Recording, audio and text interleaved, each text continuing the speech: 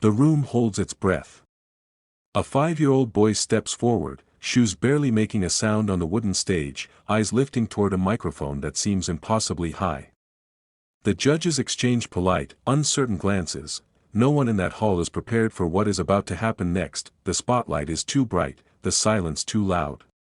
The microphone hovers above him like a challenge, metal and wires towering over a child whose hands are still small enough to curl into nervous fists. This is not just another audition. This is a moment suspended in time, a fragile second before history chooses its direction. The boy's name is Michael Jackson, and though the world does not yet know it, everything is about to change. Before we continue, don't forget to subscribe and turn on the notification bell, so you never miss another untold story. The camera of our imagination drifts closer, capturing the tension etched into every face in the room. The judges sit behind a long table, their expressions guarded, seasoned by decades of performances that promised greatness but delivered little.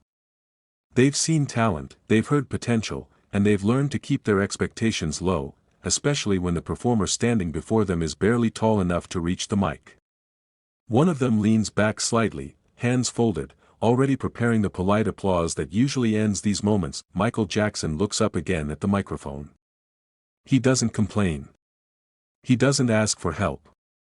Instead, he straightens his back, rises onto his toes, and pulls the stand just close enough so his voice can find it. That small movement, almost invisible, carries a quiet determination far beyond his years. It is the first hint that this is no ordinary child. The room doesn't know his story yet.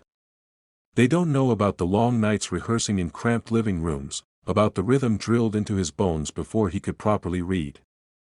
They don't know about the father who believed discipline was love, or the brothers who watched as the youngest among them learned to command attention without trying. All they see is a boy, alone on a stage, swallowed by a microphone too tall for him. The judge closest to the center clears his throat. "Whenever you're ready," he says, his voice neutral, almost dismissive.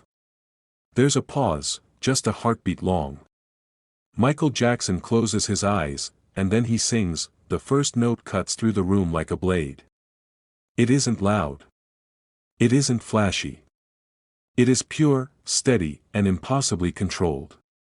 The sound doesn't come from a child struggling to be heard, it comes from somewhere deeper, richer, as if the voice has lived many lives already. Heads lift. Pens stop moving. One judge leans forward without realizing it. Michael Jackson's voice wraps itself around the melody with ease, bending notes in ways that feel instinctive rather than learned. There is no fear in his tone, no hesitation. The microphone that once seemed too high now feels irrelevant, as if the room itself has lowered to meet him. Each lyric lands with clarity and emotion, telling a story that feels far too big for someone so young, and yet, somehow, perfectly natural. The judges glance at one another. Something has shifted. This isn't novelty. This isn't cute. This is talent in its rawest form. As the song continues, the boy's body begins to move almost unconsciously. A subtle sway, a gentle step forward, a hand lifting to emphasize a phrase. He isn't performing choreography, he's feeling the music. Michael Jackson doesn't just sing the song, he inhabits it. The audience can sense it, even if they can't yet explain it. Behind the judge's table, a quiet murmur starts to ripple. Someone in the back leans to whisper, "How old did they say he was?" Another shakes their head in disbelief. The camera lingers on Michael's face, capturing the seriousness in his eyes, the way his brow furrows slightly as he reaches for a higher note. There is vulnerability here, but also confidence, a rare combination that commands attention. Halfway through the performance, one of the judges does something unexpected. He stands up, the chair scrapes softly against the floor, but the sound echoes louder than it should. Another judge follows, then another. They're not clapping yet. They're simply standing, as if pulled upward by an invisible force. Respect, recognition, awe, whatever it is, it has overcome their restraint. Michael Jackson doesn't notice.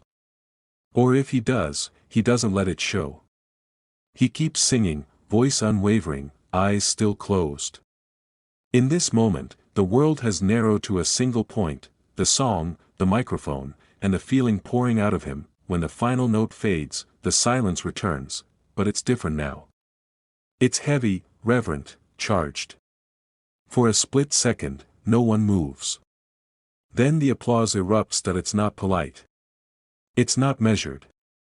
It's thunderous. The judges clap standing, some with smiles they can't hide, others with expressions of stunned disbelief. One wipes at his eye, embarrassed by the sudden emotion. The boy on stage opens his eyes and blinks, startled by the reaction. A small, shy smile flickers across his face, and just like that, the child returns, standing amid applause meant for a legend not yet born. This is the moment people will talk about years later. The moment when Michael Jackson, barely tall enough to reach the microphone, made grown men stand up in recognition of something extraordinary. But what happened next is the part few truly understand, because this wasn't the beginning, it was confirmation. Behind this moment lies a story of relentless practice and impossible expectations. Michael Jackson grew up in a house where music wasn't a hobby, it was survival. Rehearsals stretched late into the night. Mistakes were corrected harshly. Perfection was not a goal, it was a requirement. For a child, it was overwhelming. For Michael, it became normal. That pressure carved something into him. It sharpened his instincts, disciplined his voice, and taught him how to perform under scrutiny long before he understood what childhood was supposed to feel like. When he stepped onto that stage at 5 years old, he wasn't just singing a song, he was stepping into a role he'd been preparing for his entire life. The judges, of course, didn't see the cost. They saw only the result. A voice that shouldn't exist in someone so young. A presence that filled the room without effort. A spark that felt undeniable. In the days that followed, word spread quickly. Industry insiders whispered about the boy wonder who sang like a seasoned soul veteran. Doors began to open. Opportunities followed. And with them came a future that would redefine pop culture forever. Michael Jackson would go on to become a name known in every corner of the world. He would break records, shatter barriers, and transform music into spectacle. His voice would mature, his dance moves would become iconic, and his influence would stretch across generations. But no matter how large the stages became, there was always a trace of that 5-year-old boy standing on tiptoe, reaching for a microphone. Watching that early performance now, with the weight of history behind it, feels almost surreal. We know what comes next: the fame, the pressure, the triumphs, the controversies. We know how high Michael Jackson would rise, and how complicated that ascent would become. But in this moment, none of that exists yet. There is only talent, raw and undeniable. The judges' standing wasn't just a reaction, it was an acknowledgement. A recognition that they were witnessing the arrival of something rare. Not just a great singer, but an artist whose connection to music felt instinctive, almost elemental. As the camera pulls back, we see the stage for what it truly is, a crossroads. One path leads back to childhood, to anonymity, to a life unrecorded by history. The other leads forward into a spotlight that will never fully dim. Michael Jackson, unknowingly, steps onto the second path the moment his voice fills that room, and perhaps that's the most haunting part of the story, because greatness, when it appears so early, demands everything. Michael Jackson would give the world music that made people dance, cry, and believe in magic. He would inspire millions to dream bigger, move freer, and feel deeper.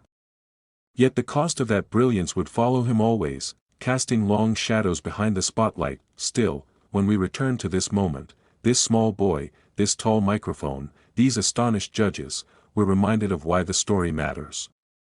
Before the fame, before the headlines, before the legend, there was a child with a voice that stopped time. A child who made judges stand up, and in doing so, stood up to destiny itself.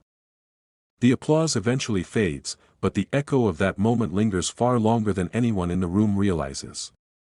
As Michael Jackson steps back from the microphone, there is a subtle shift in the air, a collective awareness that something irreversible has just occurred. Childhood, for him, has quietly cracked open, and through that opening, destiny has already begun to pour in. One of the judges finally gestures for him to come closer. Michael walks forward, small steps measured, posture polite. Up close, he looks even younger than he did on stage. His shirt is neatly tucked in, his hair carefully combed, his face still holding traces of innocence that feel almost out of place after what they've just heard. The contrast is startling, a child's body, housing a voice that seems far older than time. Who taught you to sing like that? One judge asks, trying, and failing, to keep the astonishment out of his voice. Michael glances briefly toward the side of the stage, where his family waits. He answers softly, respectfully, crediting those around him. There is no ego in his words, no sense that he understands the magnitude of what he's done. And that, somehow, makes the moment even more powerful. The judges exchange looks again, but this time they're not skeptical. They're calculating. Opportunities are forming in their minds. Contracts. Performances. Futures. The machinery of the industry has begun to turn, and it has locked onto Michael Jackson with frightening precision. What the cameras don't show is the quiet afterward. Backstage, away from the applause and the standing ovation, Michael sits down, feet dangling slightly above the floor. Someone hands him a glass of water. His hands tremble just a little now that the performance is over. The adrenaline drains, leaving behind a 5-year-old who has just carried a room full of adults on his voice. This pattern will repeat itself throughout his life, moments of brilliance followed by silence. Applause followed by exhaustion. Adoration followed by isolation. As the years pass, footage like this becomes legend. People watch it again and again, rewinding the moment he rises onto his toes, replaying the first note, marveling at how someone so young could command such presence. Comment sections fill with disbelief. This can't be real. They don't make talent like this anymore. He was born for this. And maybe that's true, but what often gets lost in the retelling is the weight of being born for something so demanding. Michael Jackson didn't grow into the spotlight, he was placed there. From stages like this one, he moved quickly into bigger rooms, brighter lights, louder crowds. Each performance raised expectations. Each success narrowed the space where he could simply be a child. Playtime was replaced by rehearsal. Privacy was replaced by scrutiny. Mistakes were no longer small, they were headlines, yet, somehow, the magic never left his voice. Even as a teenager, even as an adult, that same emotional clarity remained. When Michael Jackson sang, it still felt personal, intimate, as if he were reaching through the speakers directly to the listener. The seeds of that connection are visible here, in this early moment, when he sings not to impress, but to express. Looking back now, it's impossible not to feel a mixture of awe and melancholy. Awe at the sheer magnitude of his gift. Melancholy at the cost it demanded. That 5-year-old boy could barely reach the microphone, but the world would soon expect him to carry impossible heights on his shoulders, and he did, again and again. The judges who stood that day likely went home believing they had witnessed something special. They could not have known they had seen the opening scene of one of the most influential careers in music history. They could not have known that decades later, millions would still speak the name Michael Jackson with reverence, debate, love, and longing. What they knew, what they felt, was simpler and more powerful. They had seen truth, talent that didn't need polish. Emotion that didn't need explanation. A voice that made adults forget their authority and stand in respect. As the footage fades, the image freezes briefly on Michael's face. Young. Serious. Focused. The microphone towering above him like a symbol of everything to come. It is a reminder that legends don't always arrive fully formed. Sometimes, they arrive small, quiet, and underestimated, until the moment they open their mouths, and when they do, the world stands up. The camera does not cut away just yet. Instead, it lingers, because moments like this deserve to be examined slowly, carefully, the way history often demands. Michael Jackson steps off the stage, but the gravity of what just happened stays rooted in that room. Conversations begin in hushed tones. Not excitement, reverence. The kind reserved for things that feel rare, almost sacred. Outside the auditorium, the world continues as normal. Cars pass. People talk. Time moves forward. But inside, something has shifted permanently. The judges, seasoned and difficult to impress, remain standing long after the applause has ended, as if sitting down too quickly would break the spell. This is how legends begin, not with fireworks, but with disbelief. Michael doesn't understand it yet. To him, this was simply another performance. Another moment where he did what he was taught to do: sing from the heart, stay on pitch, feel the rhythm. He doesn't know that this footage will one day be analyzed frame by frame, shared across generations, and held up as proof that greatness can appear before childhood has even finished forming. As he walks down the narrow hallway backstage, his footsteps echo softly. The hallway smells of dust and old wood, the kind of place forgotten by time. An adult pats his shoulder, offering praise. Another kneels to his height and smiles warmly. Michael smiles back, polite, quiet, composed. He has already learned how to receive admiration without reacting to it. That lesson came early. This composure, so striking in a child, will later be mistaken for confidence. In truth, it is adaptation. Michael Jackson learned very young how to survive attention. That night, as the lights dim and the audience disperses, discussions continue behind closed doors. Industry figures talk about potential. About grooming. About shaping something extraordinary into something profitable. The language is careful, professional, but underneath it all is urgency. They know what they saw. They know opportunities like this don't come twice. For Michael, the next chapter begins almost immediately. More performances follow. Bigger stages. Louder applause. Expectations rise with every appearance. The microphone is no longer too high, but the bar is. Each time he sings, people expect not just talent, but transcendence.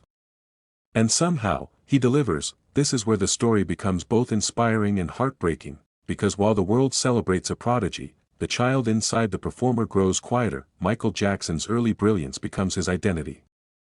Praise becomes routine. Success becomes normal. There is no space to fail, no room to explore who he might be without the applause. Music gives him purpose, but it also becomes the place where all his emotions are stored, because there is nowhere else safe enough to put them. Years later, when people ask how Michael Jackson was able to convey such deep emotion in his music, the answer traces back to moments like this. To a 5-year-old boy standing on tiptoe, pouring everything he felt into a song because it was the only way he knew how to speak freely. Watch his eyes closely in that footage. Even then, they tell a story. There is focus, yes, but also longing. A desire to be understood. To be accepted. To be loved not just for what he can do, but for who he is. That desire never leaves him. As adulthood approaches, the stages grow larger and the crowds louder. Michael Jackson becomes more than a performer, he becomes a phenomenon. Dance moves that defy physics. Songs that cross borders. A voice that evolves yet somehow retains its unmistakable essence. The world watches, fascinated, demanding more, and still, at the center of it all, is that same boy, the one who barely reached the microphone, the one who made judges stand up. Revisiting this moment today feels like opening a time capsule. We know how the story unfolds. We know the triumphs and the tragedies. We know the joy he brought to millions and the loneliness he carried in silence.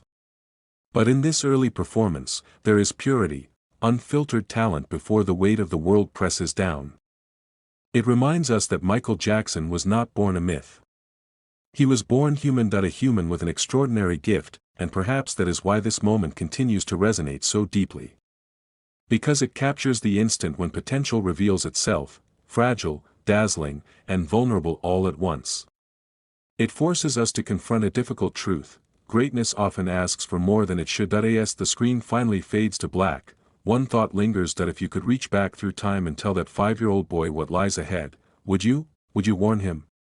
Or would you simply stand, like those judges did, and bear witness to something unforgettable, because some voices are too powerful to silence. Some destinies are too strong to deny.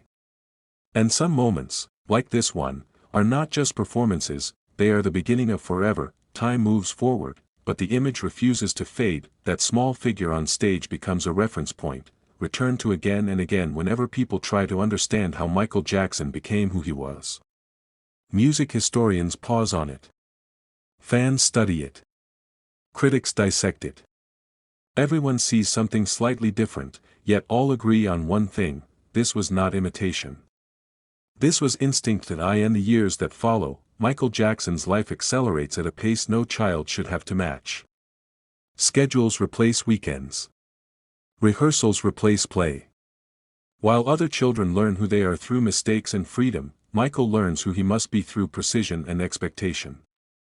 The applause grows louder, but the silence behind the scenes grows heavier. Still, when he steps onto a stage, something remarkable happens. The fear disappears, the uncertainty dissolves. Music becomes the place where Michael Jackson is most real. Those who worked with him later would say the same thing. When the music started, he transformed. Not into someone else, but into his truest self. That transformation begins here, in this early moment, when a microphone too tall becomes a symbol rather than an obstacle.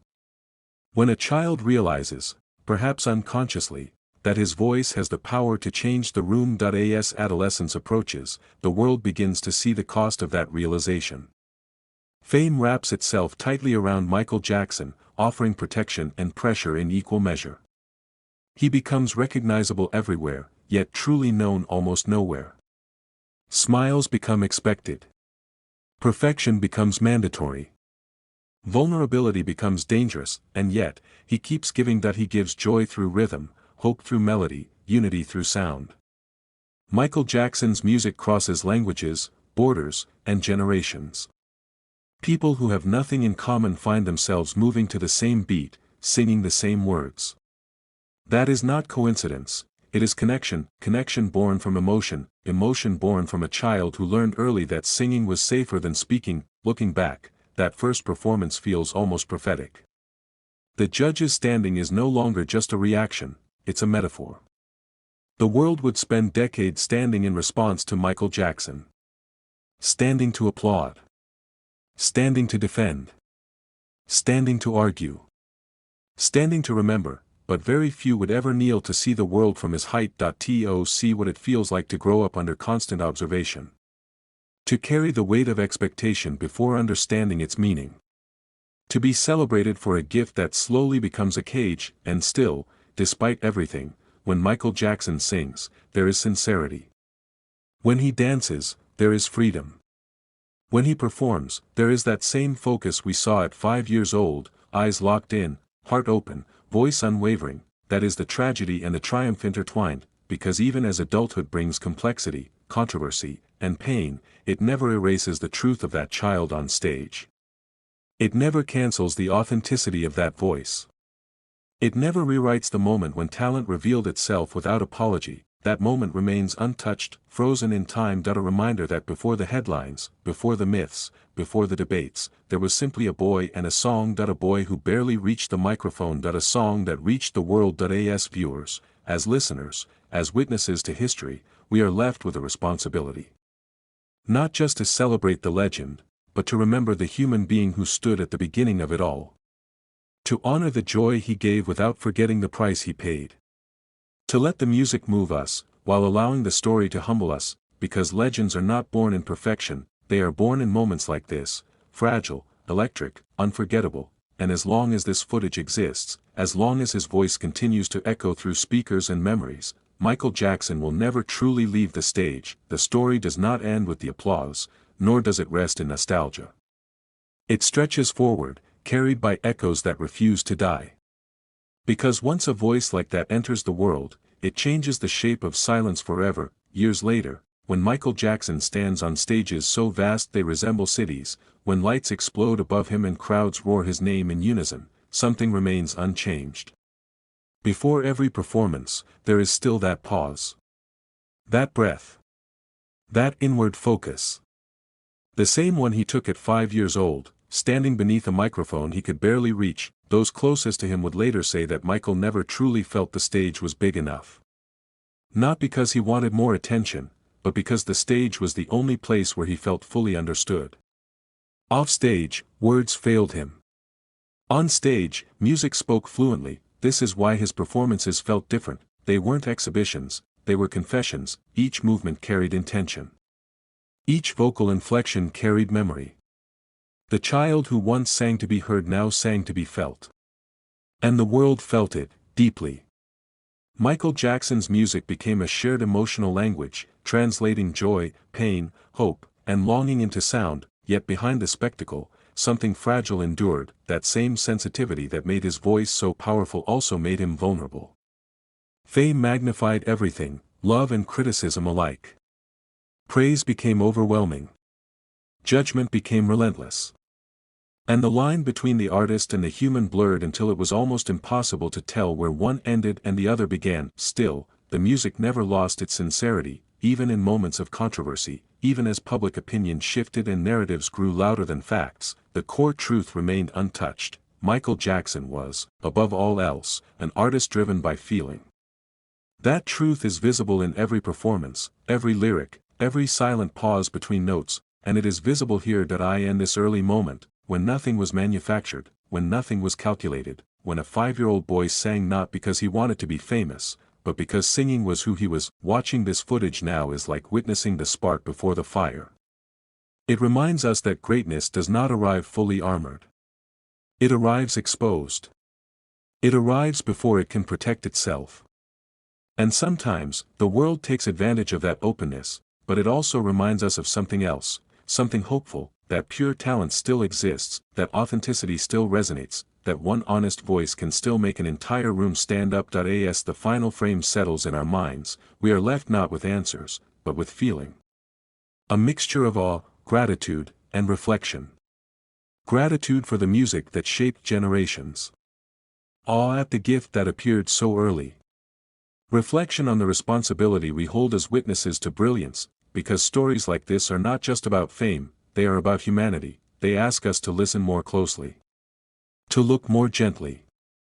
To remember that behind every legend is a beginning, quiet, uncertain, and profoundly human, and in this beginning, Michael Jackson did not reach for the microphone rose to meet him. If this final continuation stayed with you, if it made you feel closer to the man behind the music, take a moment to subscribe, like, and share this story. By doing so, you help keep the truth, the talent, and the timeless impact of Michael Jackson alive, where it belongs, in the hearts of those who listen.